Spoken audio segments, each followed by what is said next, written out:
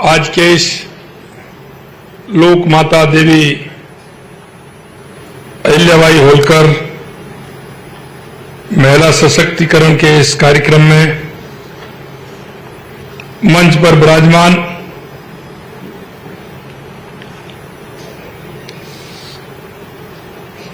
सम्माननीय हमारे केंद्रीय स्वास्थ्य एवं परिवार कल्याण मंत्री और पार्टी के हमारे राष्ट्रीय अध्यक्ष, आज हमारा सौभाग्य है कि लोक माता देवी अहिल्याबाई होलकर के इस कार्यक्रम में आप यहां पधारे हैं। मैं राजस्थान की 8 करोड़ जनता की तरफ से आपका बहुत बहुत स्वागत करता हूं, अभिनंदन करता हूं।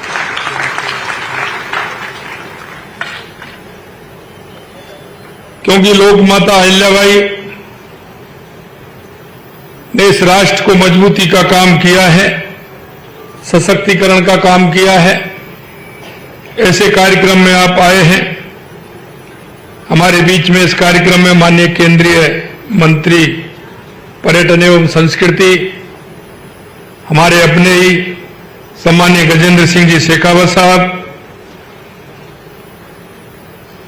कृषि राज्य मंत्री सम्माननीय भागीरथ चौधरी जी, कैबिनेट में हमारी साथी और उप मुख्यमंत्री श्रीमती दिया कुमारी जी, कैबिनेट में हमारे साथी और उप मुख्यमंत्री प्रेमचंद बैरवा जी, चिकित्सा एवं स्वास्थ्य मंत्री सम्माननीय गजेंद्र जी खीवसर साहब, हमारी पार्टी के अध्यक्ष और राज्यसभा के सांसद सम्माननीय मदन राठौड़ जी,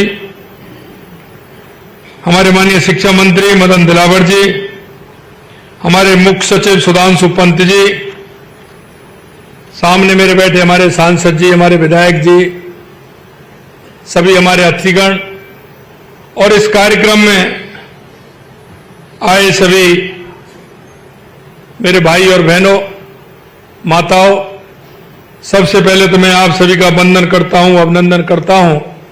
आप सभी को मैं प्रणाम करता हूं। आज हम सब यहां देवी अहिल्याबाई होलकर जी की 300वीं जन्म जयंती पर हम एकत्रित हुए हैं, क्योंकि हम एक ऐसी महान शख्सियत को श्रद्धा पूर्वक नमन कर रहे हैं जिनका नाम भारतीय इतिहास में स्वर्ण अक्षरों में अंकित है। वे न केवल एक कुशल शासक थी, बल्कि उन्होंने एक समाज सुधारक, धर्मनिष्ठ, करुणामयी व्यक्तित्व के रूप में अपनी अमिट छाप छोड़ी। 18वीं सदी में जब समाज में अनेक रूढ़ियां और कठिनाइयां थी, देवी अहिल्याबाई जी ने अपने साहस, अपनी बुद्धिमत्ता, नारी शक्ति की प्रतीक बनी। अहिल्याबाई का शासन इतिहास में स्वर्ण युग के रूप में जाना जाता है। अहिल्याबाई जी अपनी प्रजा के सुख दुख में सदा साथ देती थी। उन्होंने महिला शिक्षा, धर्म, समाज सुधार को बढ़ावा देने का काम किया और सबसे बड़ी बात है कि उसने, हमारी माता अहिल्याबाई जी ने हमारे सनातन धर्म को मजबूत करने का काम किया। मंदिरों के घाटों, कुओं, धर्मशालाओं, यहां तक कि हमारे नदियां, हमारे इस तरह के जो तालाब, सरोवर, उन सब के जीर्णोद्धार के लिए उन्होंने काम किया। उन्होंने पानी को सजोने का काम किया, जल को सजोने का काम किया। यही नहीं, अगर आप देखेंगे तो काशी विश्वनाथ मंदिर का पुनर्निर्माण, सोमनाथ मंदिर की मरम्मत और देश भर में अनेक तीर्थ स्थलों का जीर्णोद्धार उनके धार्मिक और सांस्कृतिक योगदान का प्रतीक है। अहिल्याबाई जी के शासन में किसानों और व्यापारियों को करों में राहत भी दी गई, इसलिए लोक माता के नाम से भी जानी जाती हैं। लोक माता अहिल्याबाई के आदर्शों से हम भी प्रेरणा लेते हैं कि प्रदेश की महिलाओं को अधिक सशक्त बनाने का निरंतर प्रयास हमारा चल रहा है। हमने आज इसी कार्यक्रम की शुरुआत भी 150 कायल का यूनिट की रवानगी से की है। आज का यह कार्यक्रम प्रदेश की नारी शक्ति को समर्पित है और आज लाड़ो प्रोत्साहन योजना के तहत 32,755 बालिकाओं को 11 करोड़ रुपए की राशि हस्तांतरित की गई है। एसटी प्री मैट्रिक योजना के तहत करीब 17,000 बालिकाओं को 5 करोड़ से अधिक की राशि हस्तांतरित की गई है। जो बालिकाएं और महिलाएं उच्च शिक्षा अध्ययन हेतु महाविद्यालय या विश्वविद्यालय नहीं जा पाती, उनके लिए सरकार बालिका दूरस्थ शिक्षा योजना लाई थी और आज इस योजना के तहत 20,000 छात्राओं को 10 करोड़ की फीस का पुनर्भरण करने का काम भी आज हमने किया है। इसके साथ ही गार्गी पुरस्कार और बालिका शिक्षा प्रोत्साहन के तहत 6,489 बालिकाओं को 3 करोड़ 40 लाख रुपए की राशि हस्तांतरित की गई है। देश के यशस्वी प्रधानमंत्री नरेंद्र मोदी जी की महिला सशक्तिकरण को लेकर के देश के अंदर लखपति दीदी योजना का आयोजन जिस तरह से किया जा रहा है और उसके तहत आज हमने 1,800 लाभार्थियों को 12 करोड़ रुपए का ऋण वितरित किया गया है। शैक्षिक रूप से पिछड़े क्षेत्रों में रहने वाली वंचित वर्गों की लड़कियों को निःशुल्क आवासीय शिक्षा प्रदान करने के उद्देश्य से 5 कस्तूरबा गांधी बालिका छात्रावासों का लोकार्पण शिलान्यास और 2 जनजाति बालिका आश्रम छात्रावासों का लोकार्पण किया गया है। साथ ही 34 करोड़ रुपए से अधिक के 40 कार्यों का लोकार्पण एवं 11 कार्यों का शिलान्यास किया गया है। इन कार्यों से राज्य के विद्यालयों में के सुदृढ़ीकरण का काम होगा।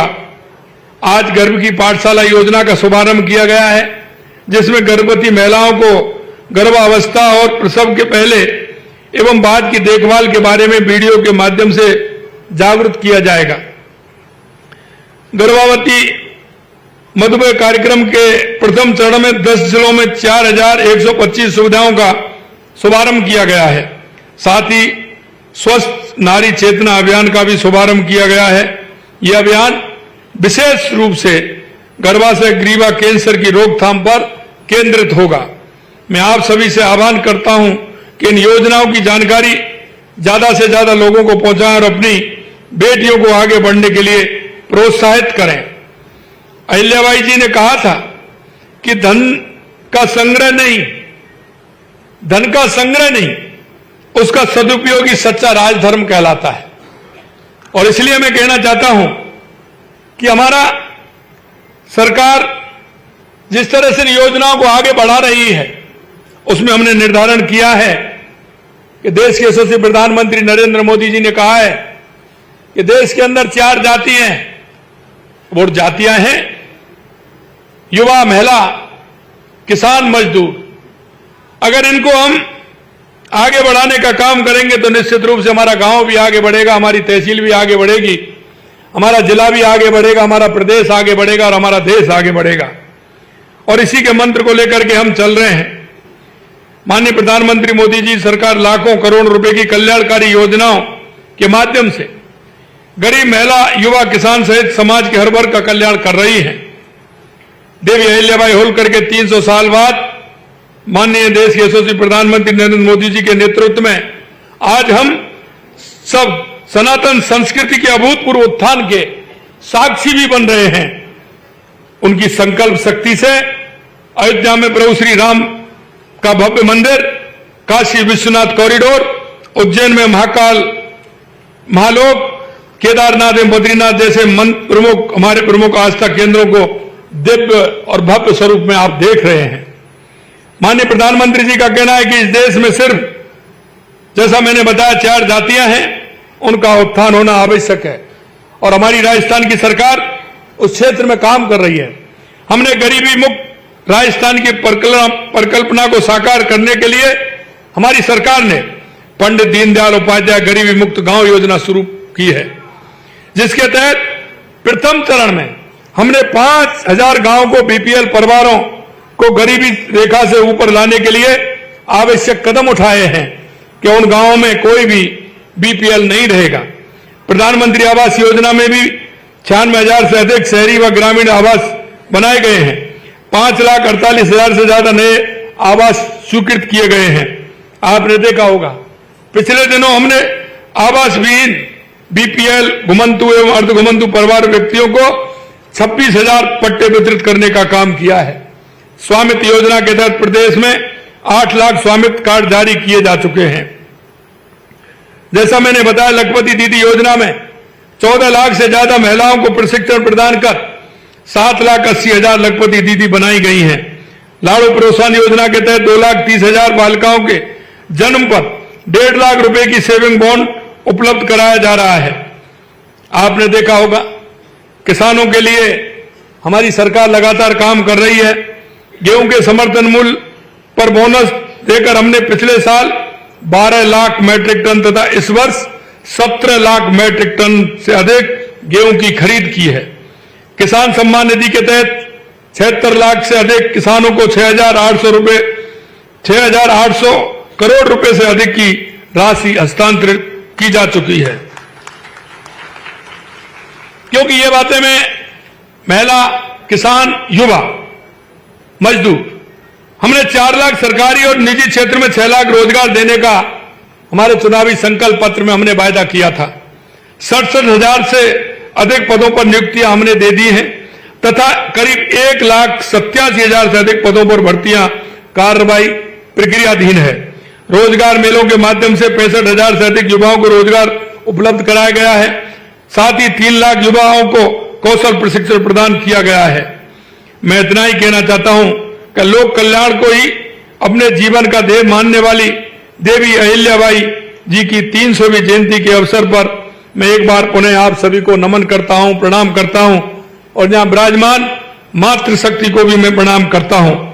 उनके मूल और जनसेवा, सांस्कृतिक उत्थान के लिए किए गए कार्य हमेशा हमें प्रेरित करते रहेंगे। हमारी संस्कृति और हमारे सनातन और हमारी महिला शिक्षा को उन्होंने सशक्तिकरण दिया है।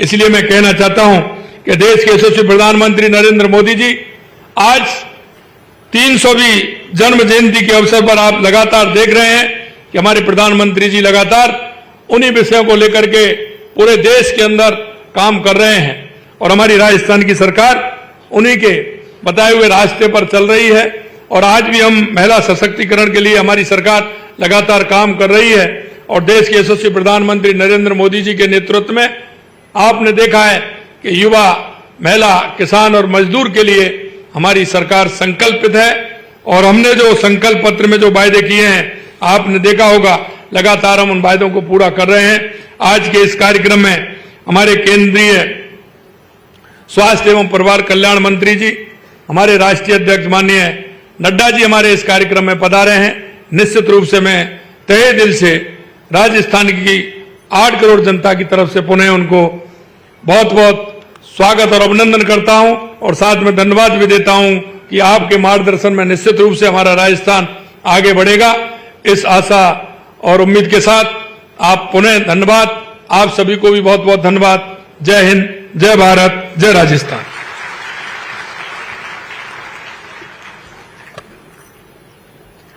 लोकमाता देवी अहिल्याबाई होलकर की 300वीं जन्म जयंती के अवसर पर स्वस्थ जीवन, स्वस्थ बचपन, सुरक्षित बेटियां और हम सभी का विश्वास पूरा करने के लिए माननीय मुख्यमंत्री जी आपका बहुत बहुत आभार। अच्छा स्वास्थ्य सबसे बड़ा वरदान है और इसी वरदान को पूरे देश में फलीभूत कर रहे हैं। अपने कार्यों और नाम से स्वस्थ जीवन का प्रकाश फैला रहे हैं। हम सभी के बीच आज मौजूद हैं नए राजस्थान के विकसित धरा पर केंद्रीय स्वास्थ्य एवं परिवार कल्याण मंत्री माननीय श्री जगत प्रकाश नड्डा जी। आपसे हमारा सादर आग्रह, अपनी ओजस्वी वाणी से हमें लाभान्वित करें।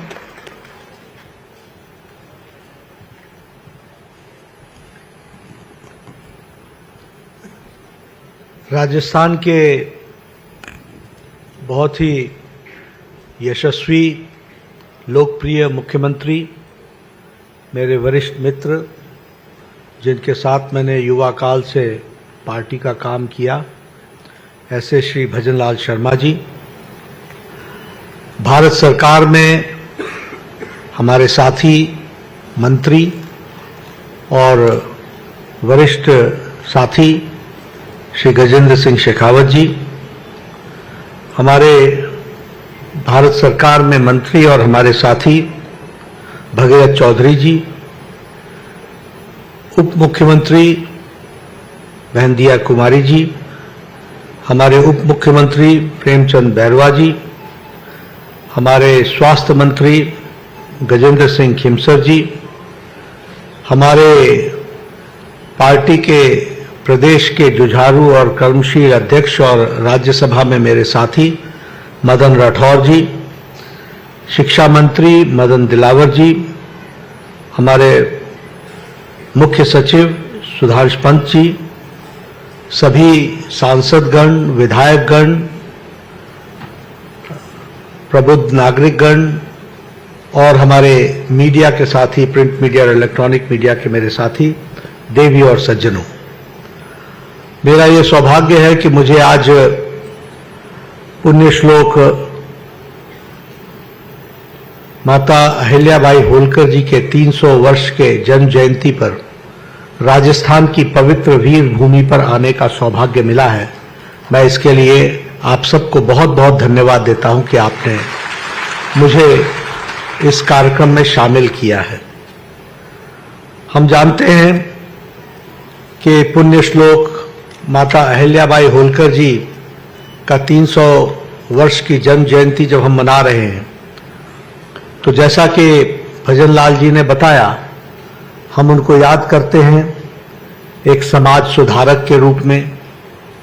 हम उनको याद करते हैं जिन्होंने भारत की परंपरा, भारत की संस्कृति, भारत की विरासत, उसको संजोने का काम किया, उसको पुनर्जागृत करने का काम किया। हम सब जानते हैं कि उन्होंने किस तरीके से सामाजिक न्याय की लड़ाई लड़ी, और सबसे बड़ी बात यह है कि आज से 300 साल पहले जब महिला उत्पीड़न एक समाज की व्याप्त ग्रसित समस्या थी, तो उस समय उन्होंने महिलाओं के उत्थान के लिए काम को आगे बढ़ाया। यह जीवन का उनका सबसे बड़ा लक्ष्य बना। इसको भी हमको ध्यान में रखना चाहिए। इसलिए विमेन एम्पावरमेंट, महिलाओं को शिक्षा के साथ जोड़ना, प्रोग्रेसिव विचारधारा के साथ स्कूलों का निर्माण करना, और उसी के साथ साथ महिलाओं के एम्पावरमेंट के लिए हर तरीके का काम करना, यह हम सब लोगों ने देखा है। आज अगर हम देखें तो आप कल्पना कर सकते हैं कि 300 साल पहले जिस तरीके से समाज की अवस्था थी, जिसमें आंतरिक कलह भी थी, बाहर का अटैक भी था, आक्रमण भी था, और आर्थिक दृष्टि से हम टूटे हुए थे। ऐसी अवस्था में जब अहिल्याबाई होलकर जी ने राजपाट संभाला, तो उन्होंने तीनों ही फ्रंट पर काम किया।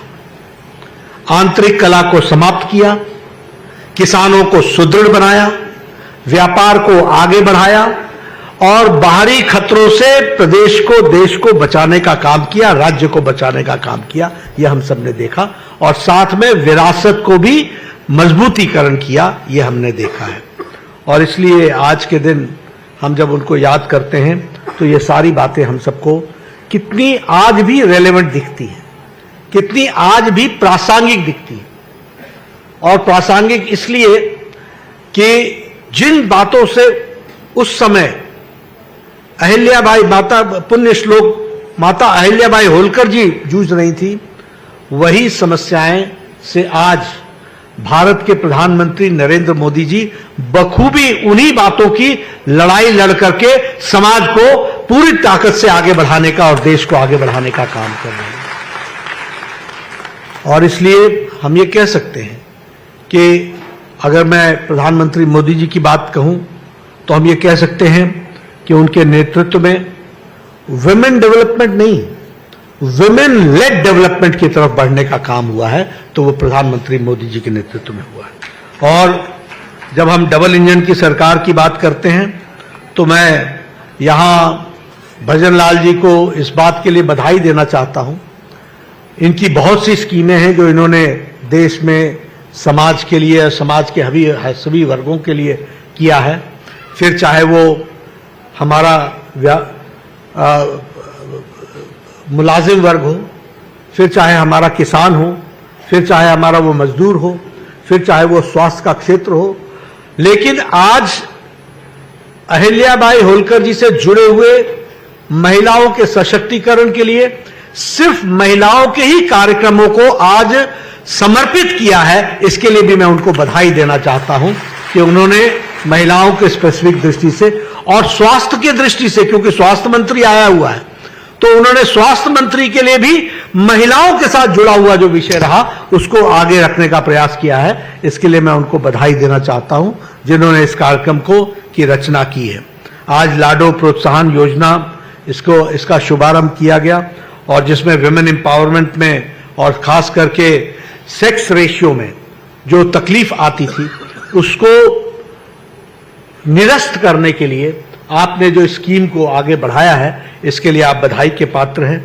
उसी तरीके से आपने अगर अहिल्याबाई होलकर जी के से आपने प्रेरणा ली और उस समय उन्होंने विमेन एजुकेशन को एम्पावरमेंट के लिए आगे बढ़ाया था, तो आपने भी स्कॉलरशिप स्कीम में, फिर चाहे वो शेड्यूल्ड ट्राइब के प्री मैट्रिक स्कॉलरशिप हो, फिर चाहे वो सैनिटेशन वर्कर्स के प्री मैट्रिक स्कीम हो, और फिर चाहे वो बालिका दूरस्थ शिक्षा योजना हो, और उसमें हर एक में आपने डिस्टेंस लर्निंग को भी आपने सपोर्ट किया, लेकिन साथ साथ आपने उनको आर्थिक दृष्टि से भी मजबूती पहुंचाने का प्रयास किया है। इसके लिए मैं आपको विशेष बधाई देता हूं जो आपने इन स्कीमों को लागू करने का प्रयास किया है। लखपति दीदी ऋण योजना, इसमें लगभग 12 करोड़, आज आपने 1800 बेनिफिशियरीज को अभी मेरे से बटन दबा करके आधे मिनट भी नहीं, 15 से 20 सेकंड के अंदर आपने लगभग 18,000 बेनिफिशियरीज को आपने 12 करोड़ रुपए डिस्पर्स किए हैं। इसके लिए मैं आपको बधाई देना चाहता हूं। उसी तरीके से कालीबाई भील मेधावी छात्रा स्कूटी योजना, जब हम शुरू में आए तो हमारे साथ बालिकाओं ने वहां पर उनको स्कूटी आपने भेंट दी। ये स्कूटी सिर्फ कोई भेंट नहीं है, ये स्कूटी उन बहनों को, उन बच्चियों को जीवन में एम्पावर करने का रास्ता है, जिसके माध्यम से उनका सेल्फ कॉन्फिडेंस बढ़ने वाला है और वह उनको एक नया रास्ता देने वाला है।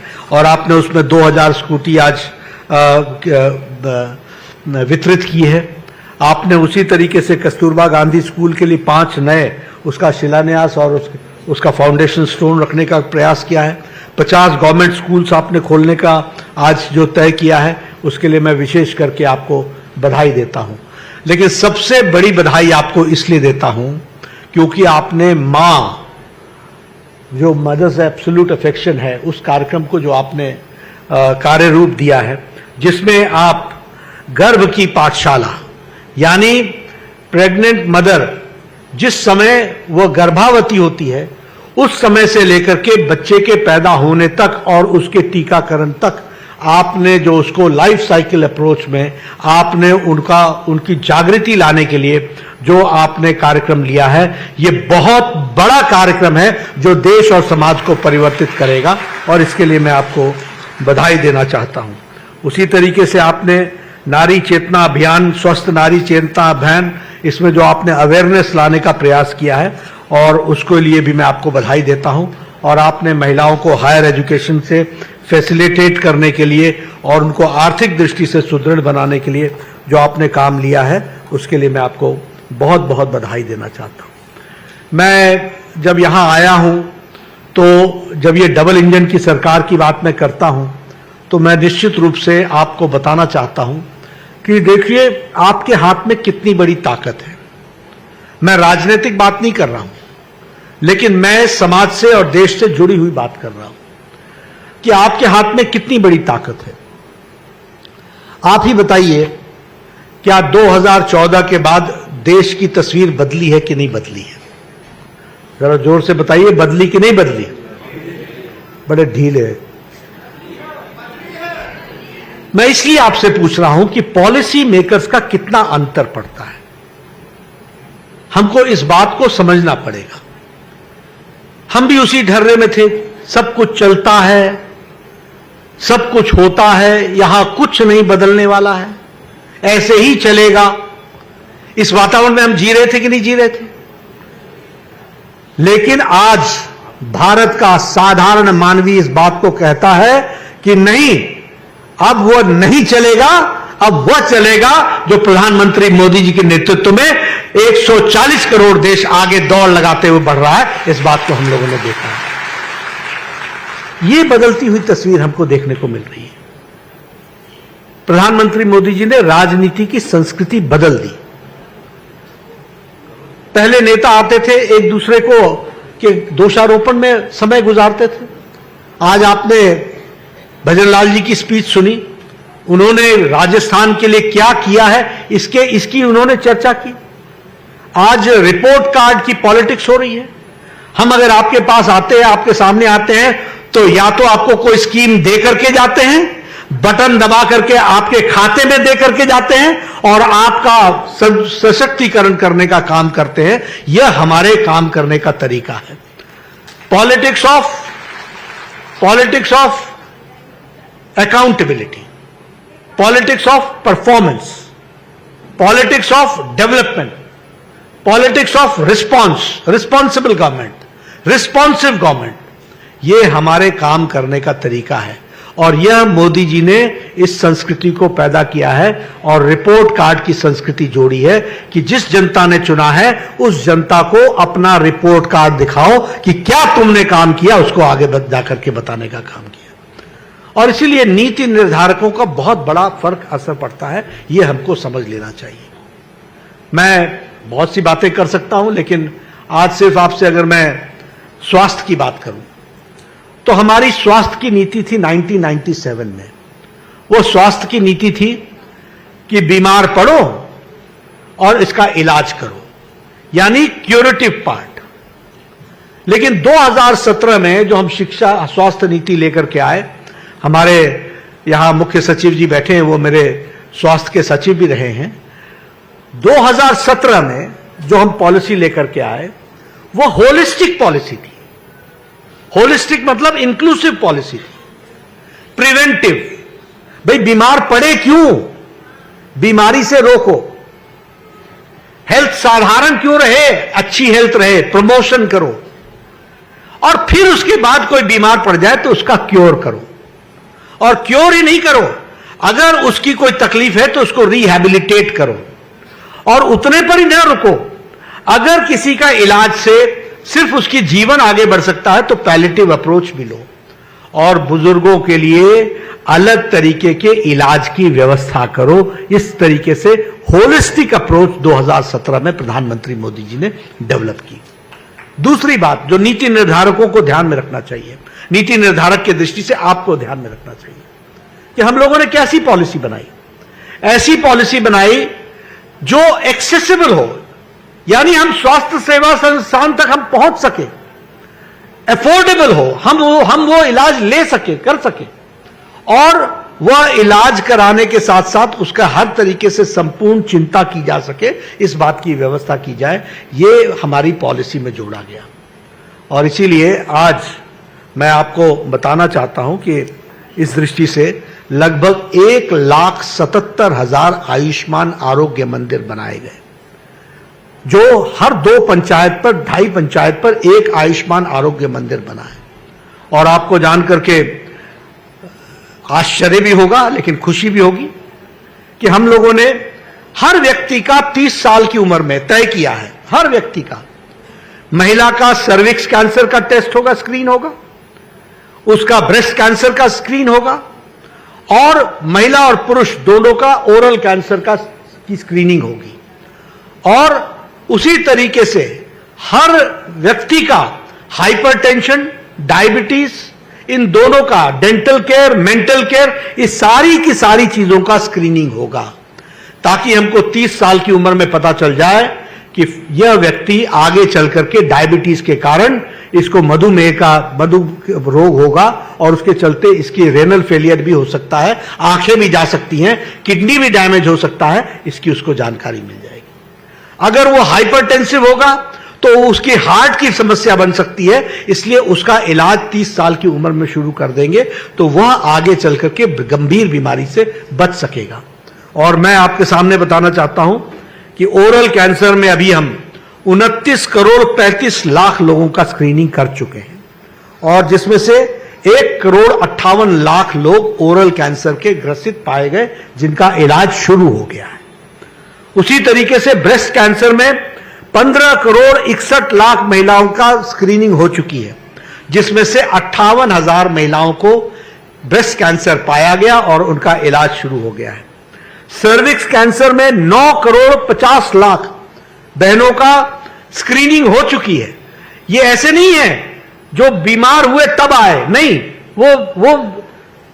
वो स्वस्थ थे लेकिन उनकी स्क्रीनिंग में पता चला कि इनको सर्विक्स कैंसर हो सकता है और उसमें 58,000 लोगों का ट्रीटमेंट शुरू हुआ। इस तरीके से हमने प्रिवेंटिव पार्ट को आगे बढ़ाने का कोशिश शुरू किया। डायबिटीज में 35 करोड़ लोगों की स्क्रीनिंग हुई है और 2 करोड़ 57 लाख लोग पाए गए हैं जो डायबिटीज के मरीज हैं। उसी तरीके से हाइपरटेंशन में 35 करोड़ लोगों की स्क्रीनिंग हो चुकी है जिसमें 4 करोड़ 28 लाख लोग हाइपरटेंशन के मरीज बताए गए हैं। अब आप बताइए ये 10 साल में बदलता भारत है कि नहीं है? कभी सोचा था कि आपको घर से बुला करके ये स्क्रीनिंग करा करके और इस तरीके से हम स्वास्थ्य के दृष्टि से उन लोगों को जो जीवन में आगे जाकर खतरे की घंटी पर बैठे थे उनका इलाज शुरू कर दिया? तो यह हमको ध्यान में रखना चाहिए कि नीति निर्धारक बहुत बहुत महत्वपूर्ण होता है, उसको हमको समझना चाहिए। इसलिए नीति निर्धारक कौन हो वह आपको ध्यान में रहना चाहिए। यह भजनलाल शर्मा जी को बैठाना मुख्यमंत्री के पद पर यह विषय नहीं है। विषय यह है कि इस विचारधारा के एक सिपाही को बैठाना जो दिन रात एक करके उनकी टीम पूरी ताकत से मोदी जी के नेतृत्व में राजस्थान की सेवा कर रही है, इस बात को हमको समझ लेना जरूरी है। आपने अन्य सरकारें भी देखी हैं, वो किस तरीके से सरकार चलाते रहे वो भी आपने देखा है, आपको पता है उनकी सोच क्या थी। लेकिन मैं एक बात जरूर कहना चाहूंगा कि दिन और रात का अंतर हो तो कम से कम रात के बाद दिन तो पसंद आना चाहिए, इसकी तो हमको ध्यान में रखना चाहिए। और मैं कई बार बोलता हूं उजाले का महत्व तभी समझ में आता है जब अंधकार की त्रासदी देखी हुई हो। और इसीलिए मैं आपसे निवेदन करूंगा कि अंधकार की त्रासदी आप देख के झेल के आए हैं और अब आप उजाले में हैं और इसलिए उजाले को आप संभाल के रखें, यह मैं आपसे निवेदन करना चाहता हूं। हम लोगों ने प्रधानमंत्री आयुष्मान भारत इंफ्रास्ट्रक्चर मिशन में पीएम अभीम में हम लोगों ने लगभग 64 करोड़ रुपए खर्च करने का तैयारी की है और उसमें से लगभग 3,000 करोड़, क्षमा करिएगा 64,000 करोड़ और 3,000 करोड़ हम राजस्थान में खर्च कर रहे हैं। कल ही खिमसर साहब, कल ही हमारी बैठक हुई है ना, कल ही वीडियो कॉन्फ्रेंस में मैंने इनके साथ बैठक की है और मैंने कहा है कि भाई साहब आपके लिए 3,000 करोड़ रुपए राजस्थान के स्वास्थ्य के लिए दिया है हमने, उसको आप 1 साल के अंदर आप खर्च करिए और खर्च करने वाले बनिए। आगे ये डबल इंजन की सरकार है, ये डबल इंजन की सरकार हमको समझ में आनी चाहिए। हम मोदी जी का आशीर्वाद है जिसके कारण से आज आपको ये सब मिल रहा है। देखिए कैसे फर्क पड़ता है राजनीति का। मैं हर एक छोटी छोटी बात आपके सामने इसलिए रख रहा हूं। 1960 में 50 से 60 के बीच में all India institute of medical sciences Delhi में एक बना। 1960 से लेकर के 1998 तक सिर्फ एक all India institute of medical sciences था। यह प्रधानमंत्री अटल बिहारी वाजपेयी आए जिन्होंने 6 all India institute of medical sciences बनाए और उन्होंने आपको बिना आपसे मांगे हुए जोधपुर में भी आपको राजस्थान की धरती पर all India institute of medical sciences दिया और प्रधानमंत्री मोदी जी ने 16 और all India institute of medical sciences खोले। आज 23 all India institute of medical sciences हैं। ये बदलते हुए भारत के स्वास्थ्य की तस्वीर है, वो हमको समझना चाहिए। आपने नहीं मांगा हमसे, लेकिन डबल इंजन की सरकार का महत्व देखो आपने नहीं मांगा, लेकिन पिछले 10 साल में मोदी जी ने आपको 23 नए मेडिकल कॉलेज दिए, 23 न्यू मेडिकल कॉलेज। आपकी पीजी की सीट देश भर में जो 51,000 थी वो बढ़ करके 1,18,000 हो गई है। पोस्ट ग्रेजुएट की सीट जो 31,000 थी वो 74,000 हो गई है। और फिर भी हम चैन से बैठ नहीं रहे हैं। हमने 5 साल के अंदर 75,000 नए पीजी सीट्स देनी है, नए यूजी और पीजी सीट्स देनी है, यानी हम मेडिकल कॉलेज को बनाने वाले हैं। आपने कभी सोचा था कि बाड़मेर में मेडिकल कॉलेज खुलेगा? कभी किसी नेता ने हिम्मत की थी मांग करने की? आपने कभी सोचा था कि भरतपुर में मेडिकल कॉलेज खुलेगा? आपने कभी सोचा था कि भीलवाड़ा में मेडिकल कॉलेज खुलेगा? आपने कभी सोचा था कि डूंगरपुर में मेडिकल कॉलेज खुलेगा? कभी किसी ने सोचा था कि सीकर में मेडिकल कॉलेज खुलेगा? वो हमारे एमपी साहब थे, वो आए थे, सुमेधानंद जी, उन्होंने कहा एक बिल्डिंग हमारे पास है, आप अगर मेडिकल कॉलेज खोल देंगे। मैंने कहा ये मोदी जी की सरकार है, एप्लीकेशन लेकर के आओ, और आपको पता होगा 15 दिन के अंदर हमने नया मेडिकल कॉलेज सीकर को दिया था। ये भी हमने कभी सोचा था कि बांसवाड़ा में मेडिकल कॉलेज खुलेगा, अलवर में मेडिकल कॉलेज खुलेगा, चित्तौड़गढ़ में मेडिकल कॉलेज खुलेगा, जैसलमेर में मेडिकल कॉलेज खुलेगा?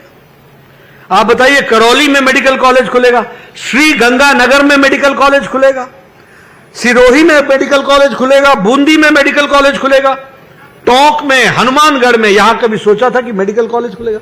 डिग्री कॉलेज खोलते खोलते तो उनकी सरकारों की सांस फूल जाती थी डिग्री कॉलेज खोलने में, और हमने मेडिकल कॉलेज की झड़ी लगा दी। 23 मेडिकल कॉलेज खोल करके दिए हैं, ये आपको ध्यान में रहना चाहिए।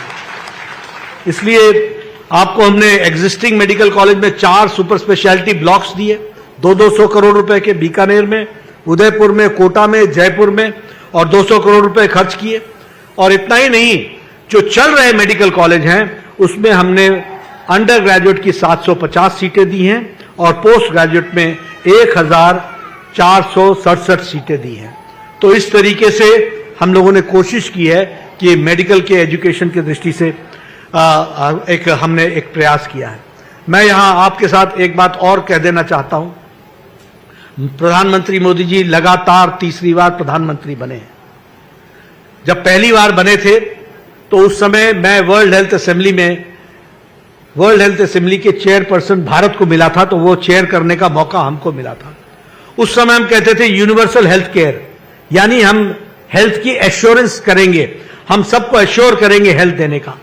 और उस समय हमको लगता था पता नहीं हम कर पाएंगे कि नहीं कर पाएंगे। लेकिन आपको जानकर खुशी होगी कि मोदी जी के नेतृत्व में दुनिया का सबसे बड़ा health assurance scheme Ayushman Bharat 63 crore लोगों को, भारत की 40% आबादी को हर साल 5 लाख रुपए का गंभीर बीमारी से लड़ने के लिए हेल्थ कवर दिया जा रहा है आयुष्मान भारत के तहत। और इस बार हम लोगों ने प्रधानमंत्री व्यय वंदन योजना के तहत कोई भी व्यक्ति जिसकी उम्र 70 साल से ऊपर की हो जाएगी, तो जिंदगी जब तक वो अंतिम सांस नहीं लगेगा, किसी भी जाति का हो, किसी भी आर्थिक क्राइटेरिया का हो, गरीब हो, अमीर हो, सबको मोदी जी के तरफ से जब तक वो अंतिम सांस नहीं लेता 5 लाख रुपए का हेल्थ कवर उसको दिया जाएगा। यह कार्यक्रम हम लोगों ने लिया। यहां तो इंश्योरेंस कंपनी भी 60 साल के बाद इंश्योरेंस देना बंद कर देती है, और प्रधानमंत्री मोदी जी ने 70 साल से ऊपर के लोगों के लिए 5 लाख रुपए का हेल्थ कवर दिया है। इसलिए मित्रों, स्वास्थ्य की दृष्टि से, ये विमेन एम्पावरमेंट की दृष्टि से, हर चीज की, हर स्कीम को उठा करके आप देखेंगे उसमें महिलाओं ना 50% से ज्यादा हिस्सेदारी हुई है। और अब तो हमें खुशी है आपके साथ ये शेयर करते हुए, जब मैं अहिल्याबाई होलकर जी की जन्म शती 300 साल की जन्म शताब्दी हम मना रहे हैं, तो हमें खुशी है ये बोलते हुए कि अगली पार्लियामेंट जो 2029 में बनेगी उसमें 33% महिलाएं एमपी होंगी। इस तरीके का काम होने वाला है, इसको भी हमको समझना चाहिए। इसलिए आपका ज्यादा समय न लेता हुआ मैं आपको फिर से बहुत बहुत शुभकामनाएं देता हूं। मुझे मालूम है कि महिलाओं को काफी देर से आप आई हुई हैं, और आज आपको आपके खातों में भजन लाल जी ने बड़े बटन दबा करके एक